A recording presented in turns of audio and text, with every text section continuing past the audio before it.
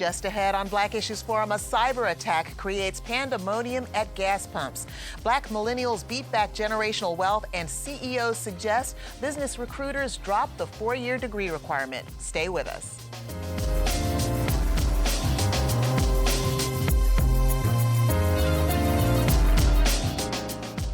Welcome to Black Issues Forum. I'm Deborah Holt-Noel. This week, people across the nation got gassed up following a cybersecurity attack that caused a shutdown of the Colonial Pipeline. Colonial is the largest refined products pipeline in the United States, and it's North Carolina's primary fuel pipeline, carrying fuel oil, diesel, jet fuel, and gasoline. Right now, we're joined by Dr. Belinda Ships, Associate Director for the Center of Excellence in Cybersecurity Research, Education, and Outreach at North Carolina A&T State University. Dr. Ships, we're so pleased to have you with us. Can you tell us, based on what we have just experienced, how prepared are we as a state for disasters like this? Oh my goodness, this is such a wake-up call for us. It is a message to all of us, small business, large corporations, just even people, that we are not prepared. The fact that we had to shut down, that we are paying ransomware. For this, we're paying money for ransomware.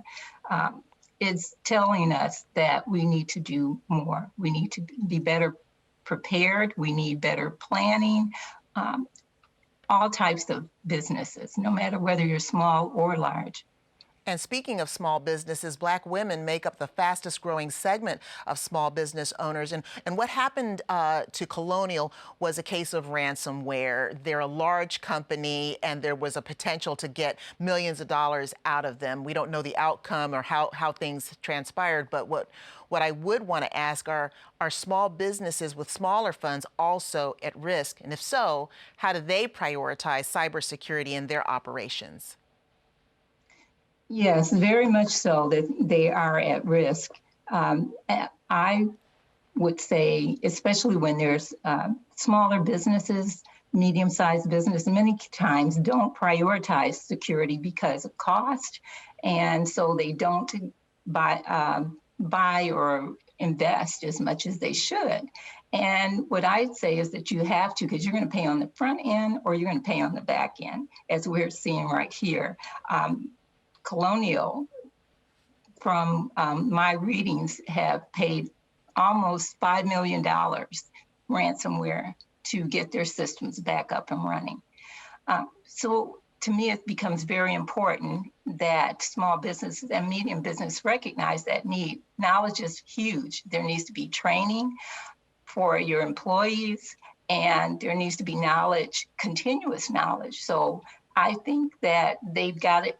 First of all, they need a business plan, need risk analysis to see where the major problems are, prioritize those major areas, and then they need some type of plan. They need a business continuity plan, as well as a disaster recovery plan. Business continuity is maybe more of the proactive part of the plan, whereas the disaster recovery is more of the reactive side of it. But they need to be well planned. They need to train their employees so that, because human error is one of the #1 problems. And so employees need to know what to do also, and they need to continuously train them. There's all kinds of things out there. The FCC has a cybersecurity link. If they're low in funds and they don't have money, that they can go to that site. SBA has some sites out there, but on the FCC, Federal Communications Commission website for cybersecurity, they have things like webinars. They have a toolkit where you can go out and do cyber analysis and set up a cyber plan for your company. If you don't have a lot of money, I would encourage people to use those resources. So there are some resources out there, and in the same way that a weakness was exposed in this incident, also opportunity. Can you share a little bit about what's happening at the Center for Excellence to prepare tomorrow's experts in cybersecurity? Oh, I'm very excited about what we're doing over at A&T as far as our new center. It's been there for about a year now. and it's called the Center of Excellence in Cybersecurity Research, Education, and Outreach, CREO, as we call it. And it's an interdisciplinary approach that we take there. We have like our major thrust areas, machine learning, artificial intelligence, but we're also putting emphasis on that it's not just technology. It's not so much, it's other things too that are part of cybersecurity. So we're looking at other areas like you think about policy, cybersecurity policy, you think about the legal part of it, think about accounting, forensics, that type of thing. And so we're going around and encouraging members from all over campus to say that cybersecurity impacts all areas, not just one industry. And it's not just about technologies. There's all different types of jobs. So we're encouraging people to come in. We're also trying to get more students involved as well as faculty doing research. We're trying to do education. To educate, we bring in high school students in the summer. We just became an on-ramp university where we are connected with the National Security Agency. So sounds like lots of great opportunities across industries in cybersecurity. Yeah. So don't be intimidated by that name. There are just so many different opportunities. Yeah. Dr. Belinda Ships, thank you so much for your time. You are welcome. Thank you.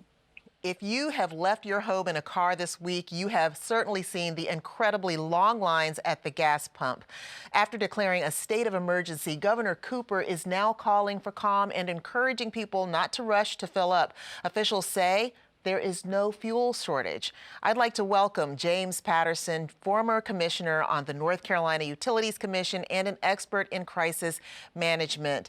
Jim, thank you so much for joining us. How serious is this issue, say, in your area, Greensboro? What have you seen? Long lines, and many of the service stations around here have the bags over the pumps indicating that they've got no gas, no gasoline, I should say. And I should make it clear that there is a real difference between gas and gasoline. Which is? Gasoline is liquid. And gas is gas. It's not, you can't see gas. Well, ordinarily you can. You can smell it because there's a chemical put in it so that you know when it's leaking. But ordinarily, natural gas is odorless. So you would not know. But we're not seeing a lot of either one of them these days. And, you know, when we consider the root of the problem, what would you say is happening? What is at the root of what we are experiencing right now with this shortage? Well, several things. One is that there's still a lot of old software being used by a lot of different companies. I couldn't tell you the exact number, but that's being phased out. And apparently this software that got hacked into with Colonial was some of the old Windows-based software that most of the companies used. Now, all of them are working hard to update and guard against these cyber attacks, which, you know, until very recently, nobody thought about too much. When I say recently, you know, say the past 10 years. And all of these various energy-related companies and every company in the world has really tried to make their systems much more robust in order to defeat these efforts by criminals or terrorist type states to hack into their systems, either to cause damage to the system or to extort funds or whatever their nefarious motives might be. But I can tell you that the utilities here in North Carolina, I know, are working very hard to prevent this sort of thing. But the other thing is that there is little. In this case, there's no redundancy in the system. It's a pipeline coming up from the refineries down in the Texas area up the East Coast. So if you knock that one out, you stop it for some reason, you caused the problem that we have. Luckily, it was gasoline and not gas. Gasoline affects us basically individually. An attack on the gas pipelines would have affected us, period. Because it could have shut down. As far as the problem of there just being a single pipeline, have there not been efforts to make sure that we do have some sort of a backup or a second system available so that should something happen to that major pipeline, we're not tossed into a crisis? Yeah, there have been a number of efforts to build additional pipelines. It takes a long time to get through all of the regulatory bureaucracy to get something like that done. And sometimes it takes a situation like this to move things forward. On the natural gas side, there was a pipeline proposed called the East Coast Pipeline, Atlantic Coast Pipeline, I think it was called, and it was abandoned because of environmental challenges to it. There was another one coming out of the Marcellus Shale, and it was abandoned here recently as well. I think at some point, all of the powers that be that regulate and plan how our energy resources are utilized in this country are going to have to come together and think things through and see what actually works and not what's just fashionable at a given point in time. So once again, attention to environmental concerns, environmental justice, and also renewable energy. We just need to be focused on that and listening very carefully and seriously. Jim Patterson, thank you so much for your time. You're most welcome. Thank you. America's first Black-owned mutual investment firm, Ariel Investments, and Charles Schwab have a new survey out that shows 30% of Black investors under 40 got into the market for the first time in 2020. While it's often noted that Black Americans are less likely than white Americans to have money in the market, Ariel's CEO John Rogers says for those under 40, there's no longer a gap.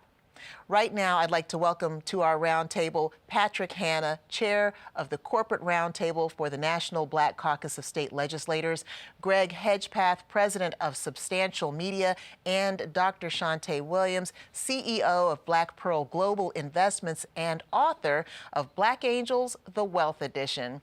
Welcome to all of you. Dr. Williams, I want to start with you. How did this happen, especially during the COVID crisis? It's a pretty big statement to make. Yes. I will say this. I think what COVID-19 showed a lot of Black people in general was nobody's coming to save you. If you aren't already doing the things to get yourself on track, there may be loan programs that just don't end up coming down to your community. You may not be in line for some of these other programs that the government's bubbling up. So no one's coming to save you. So we started doing our own research, doing our own work, and really starting to see, we're not going to take the slow approach or the one at a time approach and wait until we have a lot of money to invest. We're going to start participating on all levers to make sure that we're pulling ourselves forward. Greg, this really indicates a mindset shift. What does this tell us about the mindset of Black millennials and their power? No, it's a great question, and thank you for having me. I would say that I think we're beginning to have an understanding that it's going to take some type of significant change in order for us to at least catch up in this relay race, right? When we start to think about generational wealth and having conversations about financial literacy, it is so important that we understand where wealth is built. And to some degree, wealth is built in a couple of ways, right? Through the real estate game or through the stock market game, right? And that's where I think we're beginning to see, especially the next generations of us that have that discretionary income that they can kind of put some dollars to the side or have some additional dollars that they can play around with. It speaks to the increase in wages. the increase in opportunities and access to certain jobs and opportunities where, 401k plans and all of those things, retirement plans are there. So I think the shift in the mindset, as my colleagues already said, is that it's an important opportunity for us to take advantage of beginning to at least make a couple of laps, right? That's right. In this race. Well, that's good news. And Patrick, this survey's message, what does that message kind of say about racial economic disparities and the conversations and actions that we've had around increasing equity? Yeah, one of the things that's fascinating to me as it relates to the changing demographics, we're really at a transformational period in our country. And so a lot of the data is showing that because of technology, the access to investing is so much easier. Really, we're talking about technology and speed to market. So you've got a generation that's coming in a time where you can invest for a limited amount of resources in the stock market. When Barack Obama became president, the Dow Jones was only at 8,000. Today, post-COVID, the Dow Jones is approaching 35,000. So that lets you know how much growth there is in the market, but it is about education and closing the wealth gap. And so I'm delighted to see so many younger people start to invest, but it's the technology, it's the platforms that are enabling this growth in this new phase of investing for Black America. Now, Dr. Williams, you said that no one is coming to save you. It's a mindset that people need to embrace. At the same time, we understand that this is about building Black wealth through private and individual practice. What does this mean, however, for Black expectations with regard to the government, and particularly with arguments for reparations? Well, I think no, the government's not going to come save us on their own, right? But it's about accountability. I think one of the things that I'm starting to see with Black women, Black men, the voting population, young people, is starting to pay attention. What promises did you make when you came to my church? What promises did you make on the campaign stump? And now I'm going to hold you accountable. So every time I see a piece of legislation passed, I'm looking to see where I fit in and how do I access those things. Reparations, comes in all forms, and I don't know that we'll ever see a check cut directly to Black Americans, but one of the things that we can start doing and demanding is carve-outs and cutouts in all of these very large funding bills that specifically are earmarked for our community in order for us to move ahead. He said, run a few laps. We want to turn this not into a marathon. We need to sprint. It's 238 years till we close that gap, so we got to start running faster. Greg, your comment on that? Yeah, no, I ditto. And I would also say that when we think about that 300 and plus years of that baton being passed down by our white counterparts, it is important that we understand that to some degree the government has a role to play in this, right? When we think about, what was it? I hate to be a history buff, but the 1868, 69, somewhere in there, where Lincoln was about to sign, Special Field Bill number 15, where we were going to get our 40 acres of tillable land. And that got shut down, right? And so to some degree, as we begin to think about how we can at least make a couple of those extra laps and begin to not catch up, right? Because again, 300 years is a long time for us to be trying to catch up to our counterparts. We have to understand that it's about access, it's about accessibility, it's about knowledge, right? And it's about resources, right? Absolutely. And speaking of education and history, it was George Washington Carver who said education is the key to unlock the golden door to freedom. At the Wall Street Journal's recent CEO Council Summit, the CEO of Merck, Kenneth Frazier, said, degree requirements are a kind of barrier to economic opportunity, as many of today's well-paying jobs do not require a 4-year degree. Patrick, what are your thoughts on this statement? Yeah, I think it's a very profound statement. We grew up in an era, I'll speak for myself, Deborah, where you told get a job after you get a good education. And so we went to school, we got a good education, and we started looking for jobs. I think today's workforce is all about skills and capabilities, and it's also changing the culture. A lot of companies are looking at their core values, and if there's talent out there that have the skills and capabilities to do the work, then they're removing those barriers and hurdles. We're in a new phase in the workforce. The labor market is tightening. Wages have been suppressed for a long time, but I think you're going to start to see more companies look for talent versus over educational credentials. And that really fits in with the core values of the company. I think the companies are working hard to say, how do we avoid being part of this cancel culture? And so the balancing test is making sure that you have the right workforce, which is the bloodline of any company, whether you're small or large business. You've got to have a workforce that has the skills and capabilities to produce results. But you also want to make sure that the company's values are aligned with what's going on in the world. And a lot of younger employees and professionals are really looking at the core values of companies. And so therefore, companies are trying to find ways to be more inclusive and not let those traditional academic credentials be the barrier that keeps people from coming to the company. Greg, I want to ask you, what do you think this means for those in higher education, in community colleges, and for those who might be adopting certificate programs in the future to remain competitive for recruiting students? Well, as a professor in the higher education space, I'm hopeful that we still see a need to get that post-secondary credential.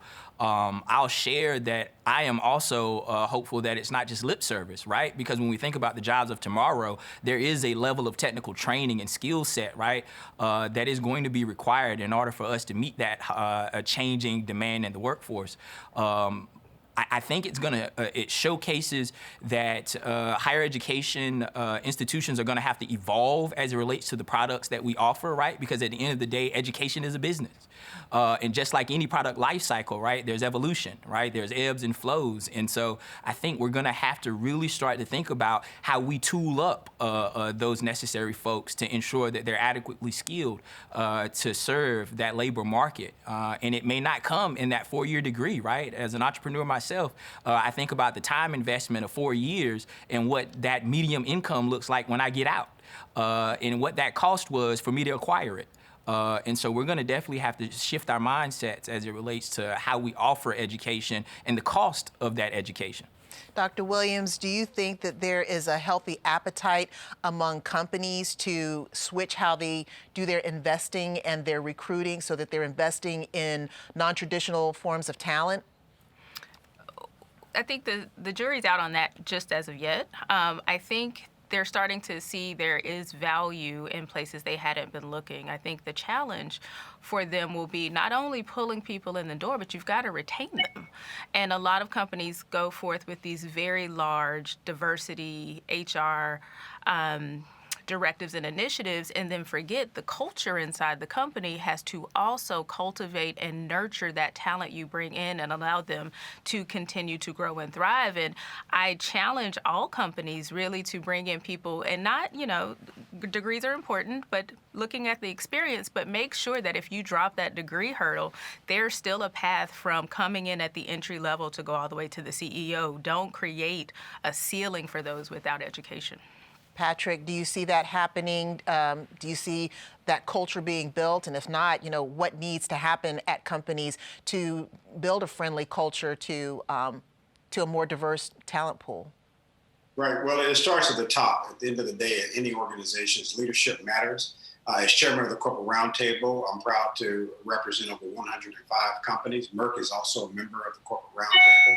And our role is to make sure that we're working collaboratively with public policymakers across the country. And I can tell you firsthand that companies are trying to figure out ways to be more inclusive and also figuring out ways to retain the workforce. But the challenge is that it really requires a systemic long-term investment. This is not something that's going to happen overnight. We've been talking about diversity, equity, inclusion for over 50 years, but the conversation has to be more about transparency and also opportunity, because a lot of the times when you have talent that comes in, whether they have the degrees or not, I think that is a different conversation. But the the bigger conversation is making sure that the workforce is is being valued, right? How do you show your workforce and your employees that you value their contributions to the company? And there's a lot of ways to do that. It can be through recognition, through compensation, and also for career advancement. So I think that it's a comprehensive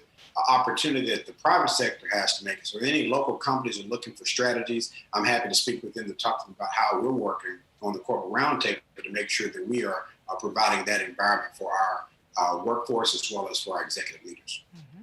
That's very good information. And Greg, I'm going to give you the last word. We have about a minute here. When it comes to, creating that environment, what are you seeing? What do you think what would your advice to companies be?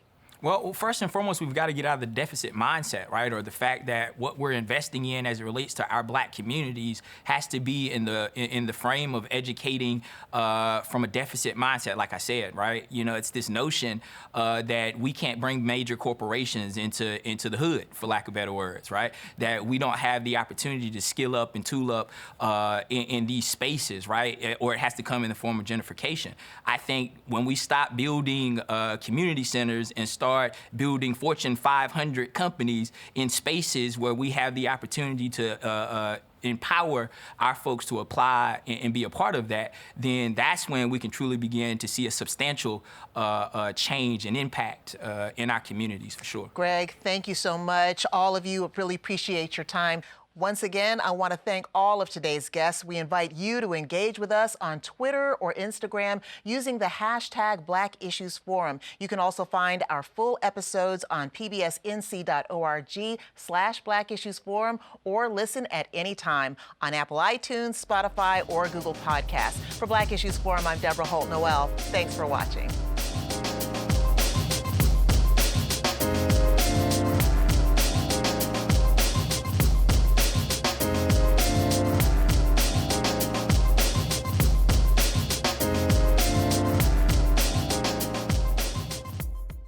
Quality public television is made possible through the financial contributions of viewers like you, who invite you to join them in supporting PBS NC.